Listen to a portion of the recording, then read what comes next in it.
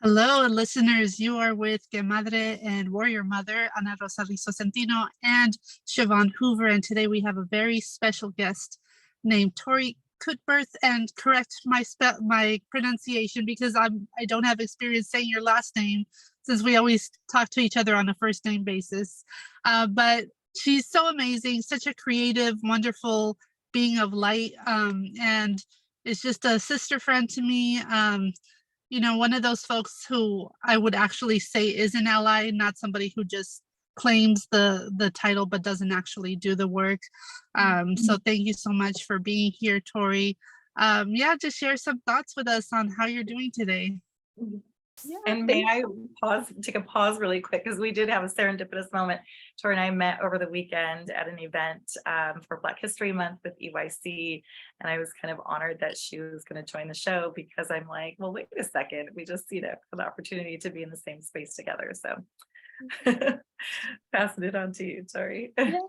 Yeah, and I do just want to take a minute again to thank you guys for having me, and I'm such a fan of your show. I mean, December, I took the month of December off. I had the privilege to take December off to focus on my health, and spent a lot of time listening to your show and crying and like amazing, joyful, healing tears. And I just am so humbled and think the world of you guys. So just to be here today and sharing space with you is amazing.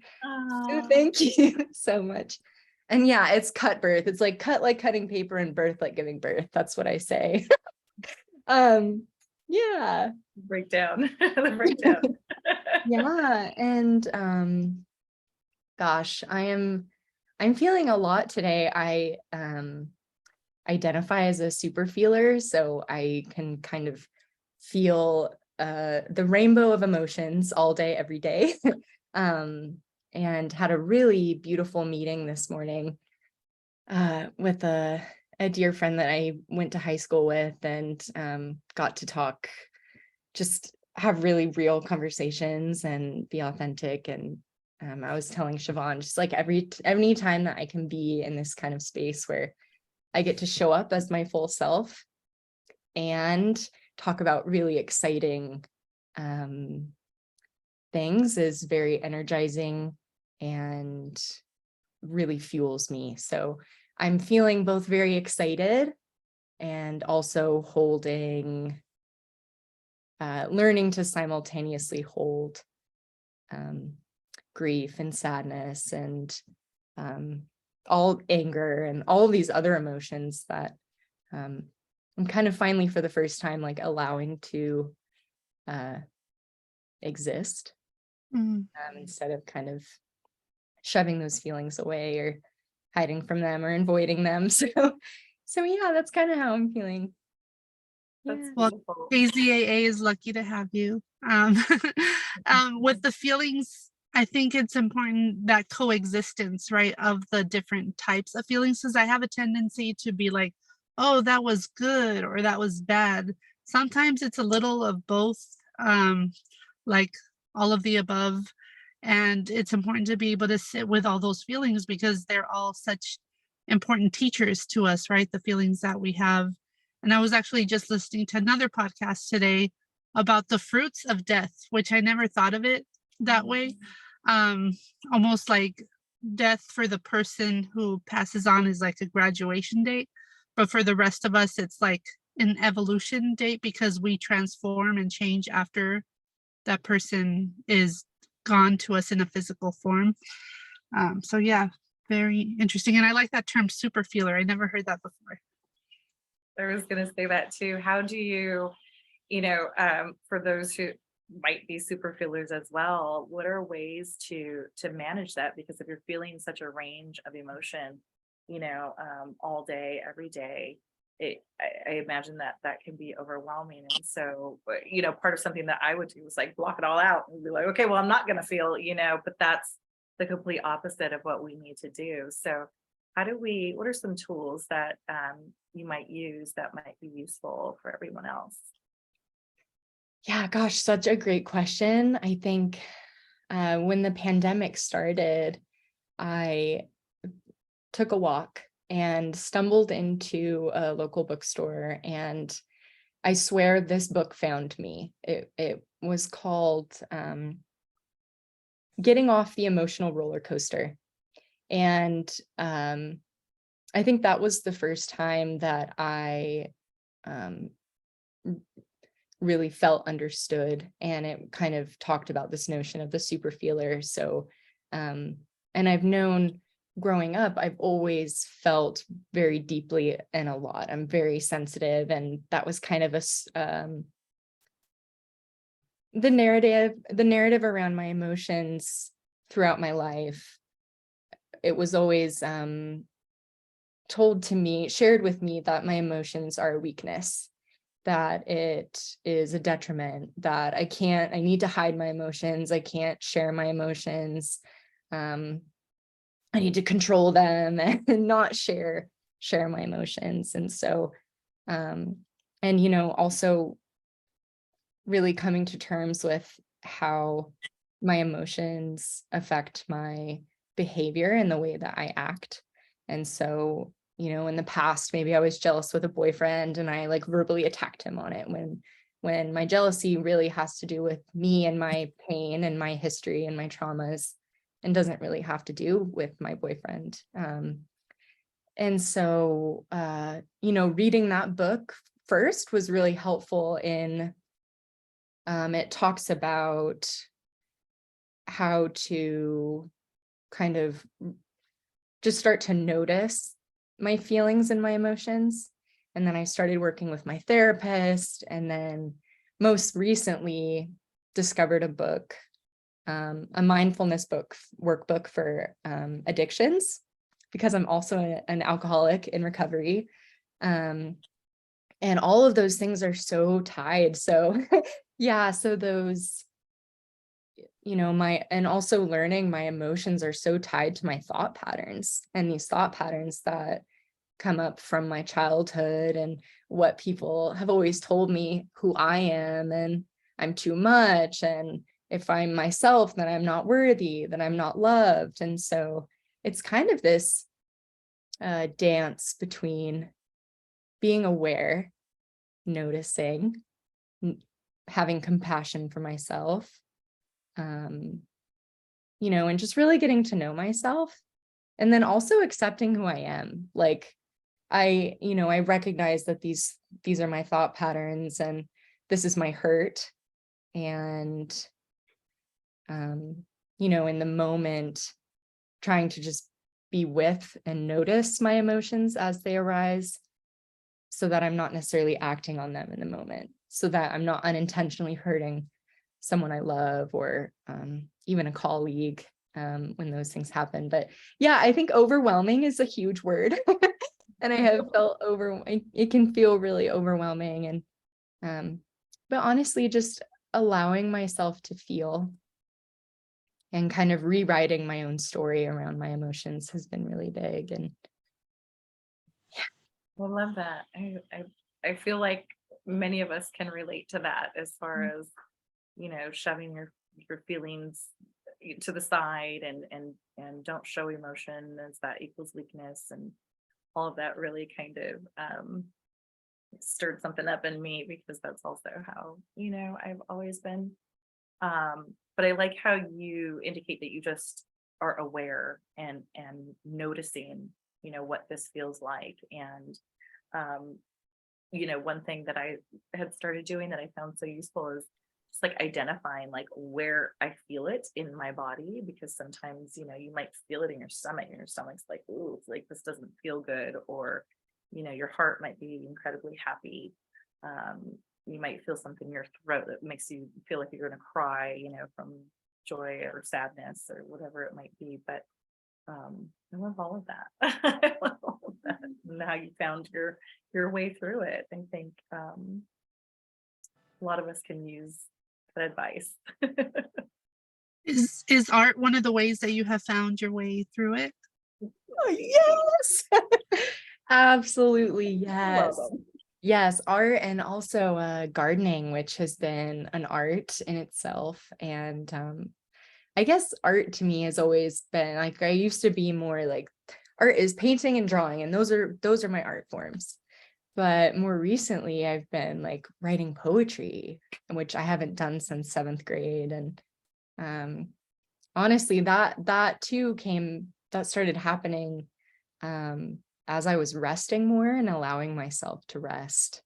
It was creating space for me to feel my feelings, express those emotions, and let them flow out of my body. And yeah, art has always been a part of my life since I was really young. And I think that it coming back into my life more recently has been really impactful and really exciting. And yeah, definitely a way to express feelings and emotions, but also dance. I started doing ecstatic dance, and I know that you love to dance as well. Siobhan, I'm sure Yes. you're a spicy I- dancer too. Yes, I like to Zumba. I've tried like, pole dancing, like, it's a I love form of about pole. I want to know more about that. yeah, yeah. Shout out Seventh Dimension Dance Studio. But there are, beginner classes, which that's the level I'm at, but I haven't been in a while. But I think like, just moving your body in general, I talk about this a lot, is moving that like stale energy through your body. And sometimes you just need to move, and whether it be ecstatic dance, what is that? Is it like it sounds? Yeah, so it's really I only know it in this certain context, so I don't want to speak to maybe the larger ecstatic dance form. But how I have experienced it locally is there's weekly ecstatic dance, and in particular this one dance group that gets together across from a park near the beach. So it's right on the beach, on the grass area, and there's a DJ, and it's kind of like a silent disco, so everyone has headphones and we're all listening to the same music, and you just get to free flow. I mean, just move however you want, silly, funny, crazy, like there's no rules to how you can move and express yourself. They do set an intentional space around boundaries and respecting each other, and they kind of discourage talking during the dance. But it's been really fun, and I love, Siobhan, that you brought up this idea of allowing that stagnant energy to move and flow. And I've really kind of that was kind of my beginning to reconnecting with myself again, and practicing allowing myself to be my authentic self, and try to not care about what other people are thinking of me, or, oh, are they watching me dance, or kind of allowing my insecurities to take a seat on the grass a half mile behind me and just kind of like be present in the moment and just flow with the music. And yeah, so it's fun. It's just kind of free flow. Yeah. And do they play this kind of music, or is it like electronic, or like what are the sounds? Yeah, it's a little more like, I'd say like house music. It kind of varies on the DJ. So they have different DJs come every week. So it kind of varies on the DJ, but for the most part, it's like, and kind of like Euro lounge dance, Buddha bar, kind of, that vibe. Kind of. Yeah. Great. Yeah. What I like is that kind of like out there. I think I've seen this group out there because I rode by. My daughter's like, well, what are they doing? And I'm like, dancing. Duh, like it looks like it's a silent disco, and I said everybody puts on headphones and they can all hear the same music, but there's no sound outside of the earphones. And I said, so it's kind of a cool experience. Yeah. And then you feel like, okay.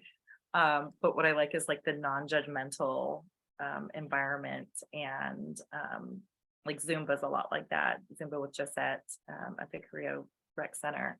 It's very much just like go in, have fun, exercise, shake your tail a little bit, give a little pump, whatever it is that you are feeling in that moment. It's like just go with it, and everyone is in support of it. So I love that for you. I love that you found that. Since you mentioned the Korea Rec Center, I think it's important to give them a shout out because they offer so many different kinds of dance classes. And I know for swing dancing, which is the kind of dancing that I do, there's a world-renowned swing dancer that we happen to have as a teacher at the Korea Rec Center. Her name is Sylvia Sykes, and she does classes on Wednesday nights. So if you want to learn how to do swing dancing, you have a world-renowned teacher right at the Korea Rec Center if you want to sign up for classes with them. So I love all this dance talk. It's making me feel very happy. And I'm going to do station identification because we do this every 15 minutes. So you're listening to KZAA 96.5 FM with the lovely Siobhan Hoover, Torrie Cutbirth, and Ana Rosa Rizzo Centino.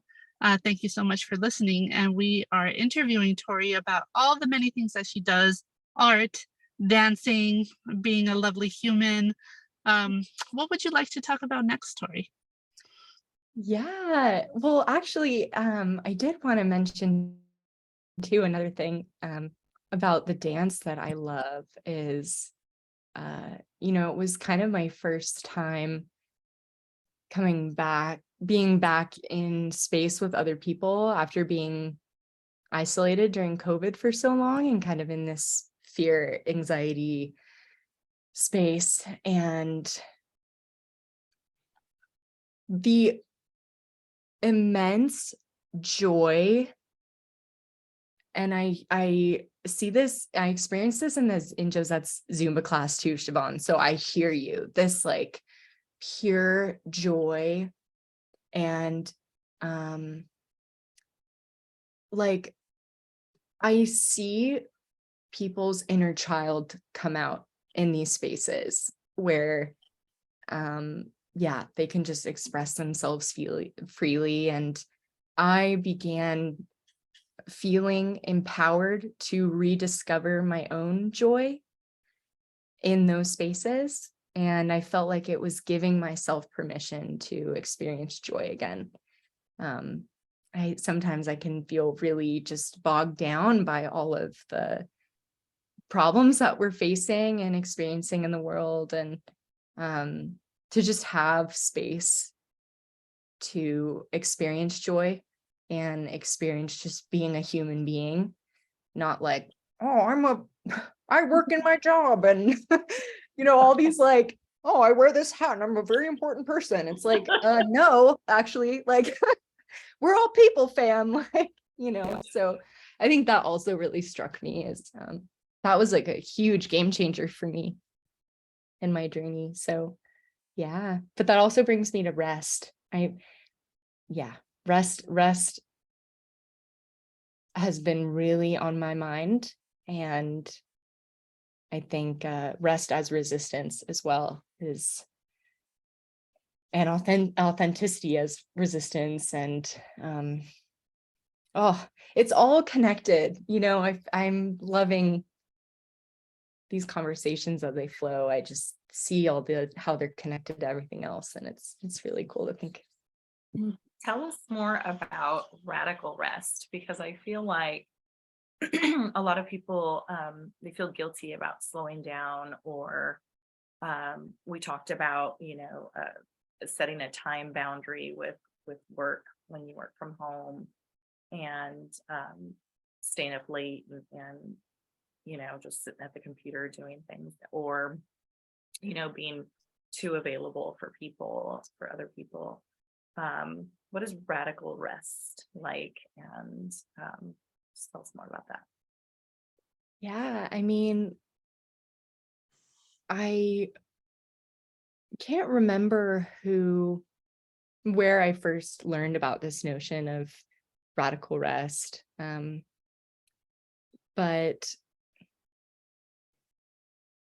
I really think that you know, yeah, it's just a direct resistance to this kind of toxic capitalist culture that I grew up, and my parents were very much, my value is directly tied to my productivity, and my value is how much I work. And even within that family, those family beliefs nested in society and all these just really toxic notions about work, and life is work, and all these things, it never really sat right with me. It didn't feel right. And then, as I was learning more about the Green New Deal and just transition and all these amazing movements for social justice and environmental justice, like rest, it was so shocking to me, like art, where like art was a big part of that movement, and rest is in that movement. And I think that honestly, I had to just get right with myself and kind of have an inner change with myself. And it's a constant, I constantly have to be working on allowing myself. I think I was also in December was setting some really hard boundaries with my family for the first time ever, for my own health and wellness and well-being. And it was really hard. There's a lot of guilt in there. There's a lot of shame in there, and really messy, uncomfortable feelings.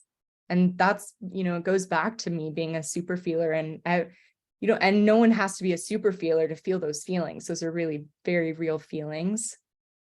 But just to recognize it's okay that I feel this right now, and I can also let that go. Because rest is, it was at a point of necessity. And at this point, it's like, I need to take time to rest so that I don't get to that crisis mode. Because without rest, that's burnout. That's the crisis mode where my physical health, my mental health, my emotional health, everything has completely deteriorated. And at what cost? Like, at whose benefit? It's the benefit of this capitalistic extractive economy and, these systems of oppression. And so it was a really beautiful way of like kind of also giving myself permission, is this thought of like, well, I'm resisting capitalism by letting myself rest. I'm resisting, all of these things that are so ingrained in our culture and society that I can reject.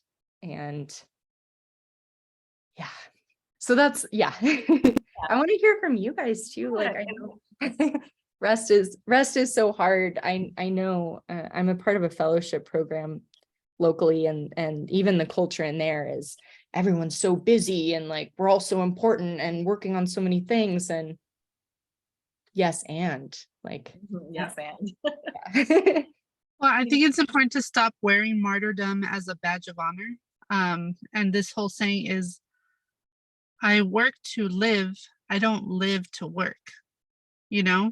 And I think you're very right. Unfortunately, like, we're taught in like all these networking things that we go to, what do we say? We literally just say our name and where we work. And that's supposed to be like who we are, which is crazy. Like, I mean, I'm very fortunate because I get to work for the Central Coast Climate Justice Network, and it's, an amazing network of like really dedicated, committed social justice and environmental justice organizations.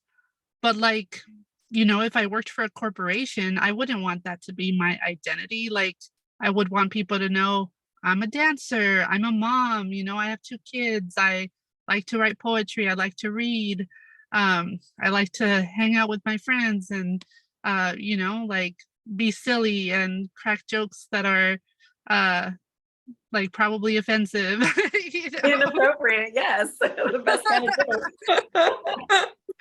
Yes. Best kind of jokes. It's all an energy equation, and it's like, okay, what do you want to, put your energy into, or what do you want to expel in? And so if it's kind of like, okay, this does not feel right in my soul, and it's like, okay, well, maybe I won't, you know, go in that direction. But with the idea of rest, it's like, I'm the type of person that can sleep, 8 to 10 hours a night if I could, but I don't. And the notion of just like packing in my day, and we kind of talked about this like off that when we first connected here. It was like I have been trying to allow myself a little bit more transition in between all of the things that I do, and kind of it's almost like setting a boundary for myself. I just came to that realization. It was like I'm setting this boundary for myself. Like, no, you sit and eat and enjoy your lunch, and don't, work while you're eating. And that has been very difficult for me to do. But I would say that it's helping me so much be of a more clear mind, and it's kind of like not so intense. That's so terribly intense. Yes. I love too that I'm hearing come up is, what does rest look like and what does it feel like? And sometimes it's, yes, I need to get 8 hours of sleep tonight. And sometimes it's, I'm going to sit on the couch and read and not do anything, or I'm going to watch kind of trash TV for a few hours, and that's okay. Like, Yeah. or, I'm going to go to I have the privilege of having the resources to have a yoga membership. So I'm going to go to this restorative yoga class. And although I'm activating my body, I still see that as rest, because I'm resting this kind of worker bee part of me. And I'm in that rest, I'm allowing my inner child to come out and play, and I'm allowing myself to just be present and connect with myself. So I love that you talk about even just allowing yourself to sit and eat. It's like I see so many people eating in their car and brushing their teeth in their car. It's like, oh my goodness. Yeah.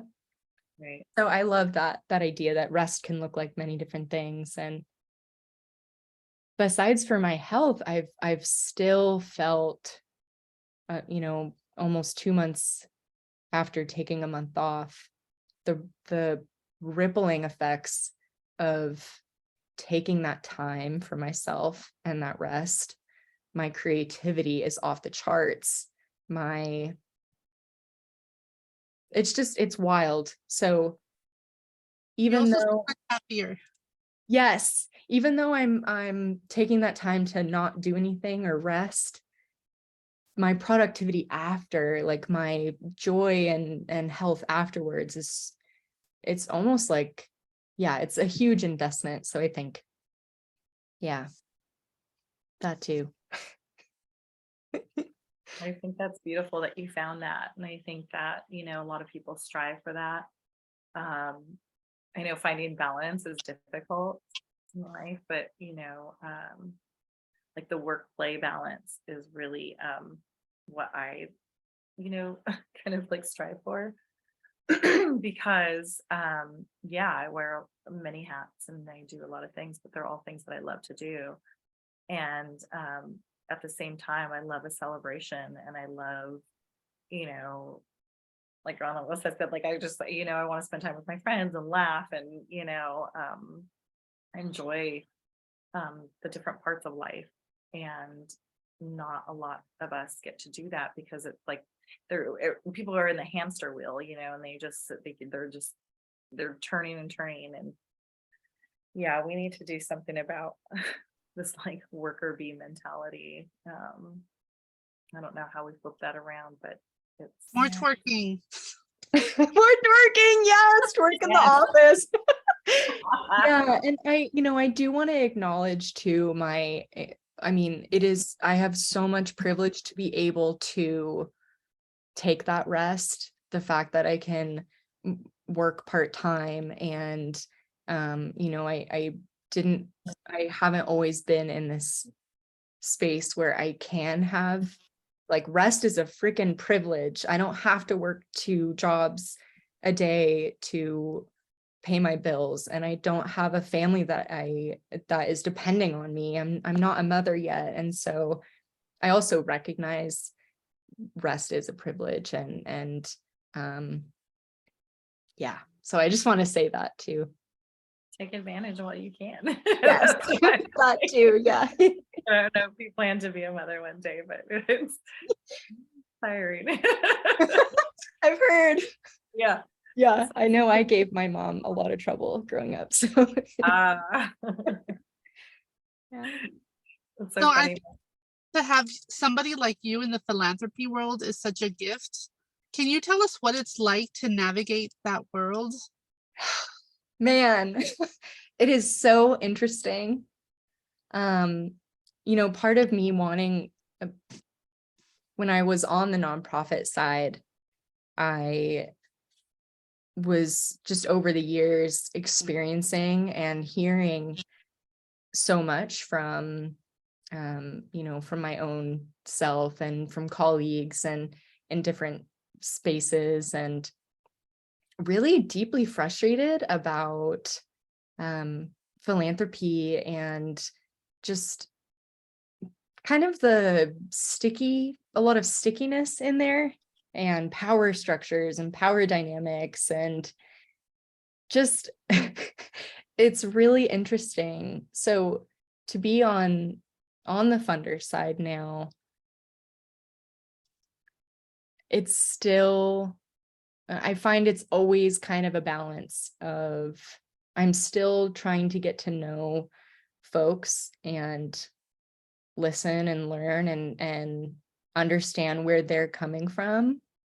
And at the same time, I feel so impatient.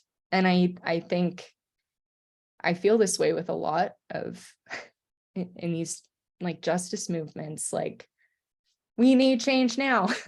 And I have noticed some shifts and some change, and things are kind of moving. And it's very often that I see just the insulation of wealth, that wealthy folks are protected and blinded from the reality of so many people, that they don't have to see or experience because they have this wealth. So it can be really frustrating at times to be in that space with folks that I'm like, fam, we need to go on a learning retreat, and this is some lifelong work. And at the same time, pick and choose who I'm working with at the end of the day, because some people are in their 80s and they're not budging, they're not changing. And so I don't know, it's interesting. I can feel very alone in that space because I'm often the youngest person in the room, and yeah, there's just a lot of problematic there's so much stickiness in there. So yeah, I'm still kind of, I have been really fortunate that the family foundation that I work for, the family is very supportive and really listen and allow me to kind of make decisions on how we run the foundation that is a little more progressive. And at the same time, there's still so much in there that, we all still have to work on. And so, yeah, it's, going back to holding multiple feelings at the same time. It's like anger, frustration, what the heck? And then also like, oh, there's some great people in this space too, and they mean well and they have great intentions.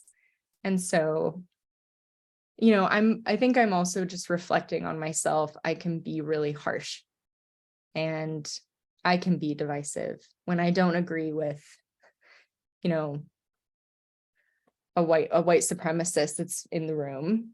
I'm like, I don't want to know what your values are. I don't want to know about your, like, it's a distancing. And so I'm always questioning kind of the strategy on moving things forward and progressing in that space for my own health and protecting myself, and also wanting to help move the work forward. Mhm. That makes sense. So it's sticky. Yeah, it's kind of complicated, but Can you imagine your want to question? What's that? But yeah, yeah, anything else? And it's like specifically you might want to know or hear Well, about?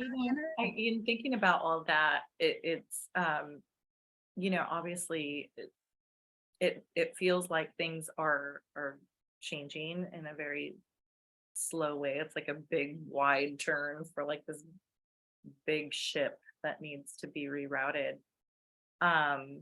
As far as like our future goes, or your future goes with the foundation that you're with, like what do you envision? What are your hopes here? What do you see? Wow, that's such a cool question. I'm not sure yet in the specifics of what it looks like.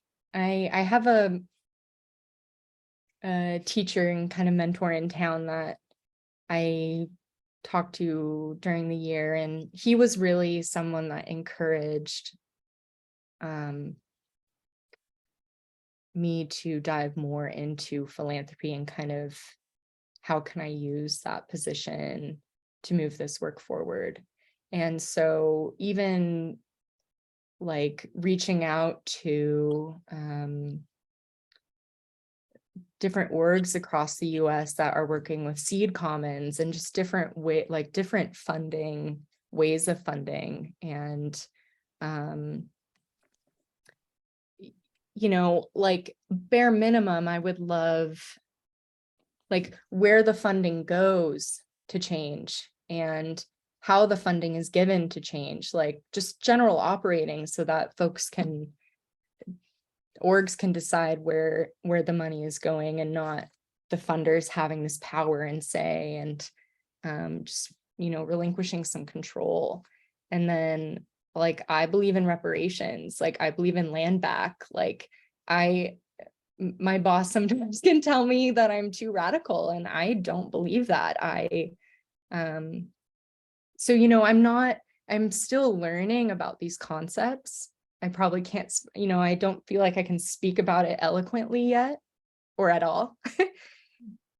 And I feel so strongly about our community's vision for the future that I'm open, and I would hope that funders are open. And I would love a future where, funders are taking the time to really understand these issues and the root causes. And I think there's just a general lack, again, of understanding. A funder can hear about a certain topic, but not really understand what that looks like and what that feels like. So we've been learning more about child poverty in our county and what that really looks like. And, for funders to be able to hear that means working multiple jobs to feed your family, multiple families living in one home together, all those things. Again, it's that insulation of wealth. That's not how they live. They have access to anything and everything. Mm-hmm. So to understand, this is how other people in our community are living, and how can we make our community healthier, happier for everybody so that we're all thriving. Yeah, it's almost like what's that show where they would it was Wife Swap, you know, where they would like swap the wives, and it's kind of like you live Yeah. here and let this person live there for a minute and see how that feels for you, and perhaps you kind of learn a lesson in it. But it almost seems like it has to be something like that, where it's like trading places and really get get to the meat of it. Which Yeah, how do we convince everyone to fully fund the Green New Deal? That's where I'm at right now. I'm trying to strategize. I mean, honestly, it's like, if it's not affecting people directly, I just feel like they turned a blind eye to it, and it's so. In any case, I also feel like, okay, I don't feel like I'm doing enough. What can we do, or where can we start? To help, push this concept along. Like, where do we begin? If it's someone who says, I have to do station identification again. You are listening to 96.5 FM KZAA with Siobhan Hoover, Torrie Cutbirth, Ana Rosa Rizzo Centino, Que Madre and Warrior Mother. And yes, what is your answer, Torrie? Oh, Siobhan, I think you were. Yeah, no. So the question is around, like the Green New Deal. It's a great idea, okay, but how do I as an individual contribute? Okay, so I don't necessarily have like monetarily I wouldn't be able to contribute, but what can we do as individuals that would help push this along? Wow, great question. Oh my gosh. Part of why I'm so, just one part I'm so excited about the Green New Deal is how intersectional it is, and that there's so many different areas to plug into. And I feel like what I have discovered in this journey is it goes back to this this idea of like individuals versus in community. So it's our entire community. It's going to take a lot of community to come together to move this work forward. And everybody, I feel like I hear a lot, and I also struggle with how do I get involved and how do I help? And yeah, I don't know that I have an answer for everybody on how to get involved, but I feel like the easiest way for me is like, rest, experiencing joy, being together, growing community, like the people knowing each other, like even just strengthening our networks and our relationships with each other is hugely powerful. So that's kind of what I'm working on right now, and have felt more empowered through that, because again, I can say as an individual, this is my problem and the weight of these problems are on my shoulder. And I hear that a lot of people experience that. And that's a very lonely and isolating and overwhelming feeling to have. And so when I have leaned in or, gotten to know different folks already working on the work, it's like, how can I support what is already happening with the skills that I have? Maybe it's art, or maybe it's just hanging out and being together, so that we're feeling more joyful, and then our work benefits. And there is just so many different ways to get involved, from housing and horticulture and land management and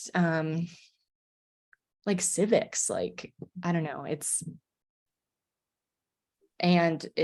it can also feel really overwhelming. So even I go back and forth on how do I share this information, and I'm slowly starting, but yeah, I'm not sure if that answered the question, but those are just some thoughts that came up. But that's an amazing question that I would love, like, wow.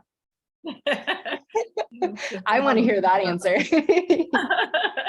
No, I mean, how do you guys feel about that? Like, how do you see maybe spreading the word on that? Because I'm trying to figure that out too right now. Yeah, we're going to be talking more about that when we meet tomorrow. Tomorrow. But yeah, I would definitely advocate folks joining our Green New Deal Resilience Planning Committee for the Central Coast Climate Justice Network. We meet every other Tuesday at 12:30 p.m. until 2 p.m.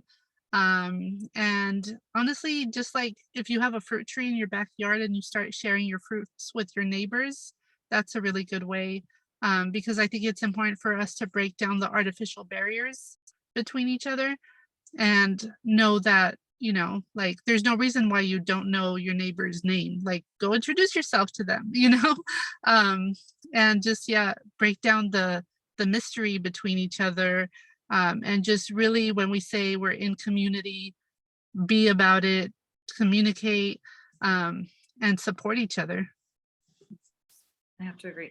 Well, so I have banana trees in my backyard, and during the last like huge storms, like one of the trees fell and then the other one was kind of like leaning over. So I had these huge like bushels of bananas.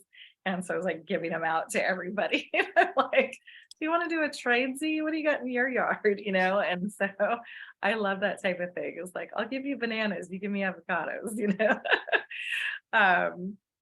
But also, you know, with work and in the organizations that you're with, I truly believe in partnering with other organizations in a way that, because a lot of times,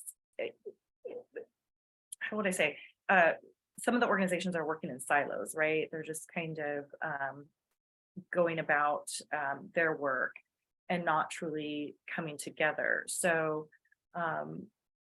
I just feel stronger when everyone comes together and says, hey, you know what, we're not good at this particular thing, but you know, we would like to partner with you and come to you when we need to address this particular thing. Does that make sense? So, you know, in the work with Endowment for Youth, it's like, okay, we are uplifting, you know, the Black and African American community in Santa Barbara County. But, you know, let's say a student needs tutoring services. Well, then we would defer to Gateway for that, because that is what they do. And all the while we are still working in the same space together. So, you know, the organizations that you're with, I just feel like somehow we can all find a way to partner together, and then in that bring awareness and education and like you said, a sense of community and togetherness. I feel more whole when you know, when everyone is kind of on the same page with that. So I love that. I love that so much. Thank you for sharing that. I recently have experienced folks swearing off partnering. Like, it's the worst thing you could ever do. And I don't believe that. But as a, you know, just getting into this, I want to be open-minded and hear feedback. And I really believe in partnerships and coming together. And also, I understand that not everyone in our community feels that way right now, and they hold their traumas and hurt that might prevent them from feeling like they want to be doing that. And I just really appreciate you uplifting that. It feels very empowering for me. Gosh, going back to just like this feeling of crazy empowerment from women and non-binary folks in my life the last few months. Like, thank you for making me feel uplifted and empowered to speak my truth. I'm like, okay, if you don't want a partner, I'm going to the next person. Like, it's this persistence and determination in, yes, we can. And, you know, this is the path. And I think too, I hear so much of being on the funder side, don't tell nonprofits what to do. Don't tell folks what to do. And I feel like there's so much in the Green New Deal that is already happening. And then there's also so many opportunities. And, you know, I have a list of like, I have a laundry list of orgs that are doing the work. These are the projects, and these are folks that could be involved. And I deal with this kind of self-talk of, well, who am I to tell them what they need to do? And who am I to come in? But that's another reason why I'm so excited about, you know, it's not just me with this idea coming in, it's the Central Coast Climate Justice Network, and it's our community's Green New Deal, and it's not. So it's interesting. It's like, that is the ideal practice. And how do we get there? And yeah, who's at the table, and how do we bring people on, and how do we inspire people? And yeah, so yeah. But thank you. I love you guys. God dang. We love you too. And we are in our last 2 minutes before we're done with this episode. This time has really flown by because it's been such a lovely conversation, as I knew it would be. Any last thoughts you want to share before we close? Oh my gosh, I'm gonna say gratitude again. I love you guys so much. Seriously, like, even Siobhan, I didn't put 2 and 2 together, but I have been like, this show has been so deeply, profoundly healing, transformative, uplifting, empowering. Y'all are amazing. Thank you from the every level of my heart. Thank you. Yeah. Well, I feel very humbled by that. So I'm in gratitude of you, and appreciate all that you're doing in our community and for yourself. I feel that if more people work to be better for themselves, you know, it'll be a little bit more shiny around here. And so I see you, and again, I'm humbled and appreciate your time. Thank you. Love you, Torrie. Bye.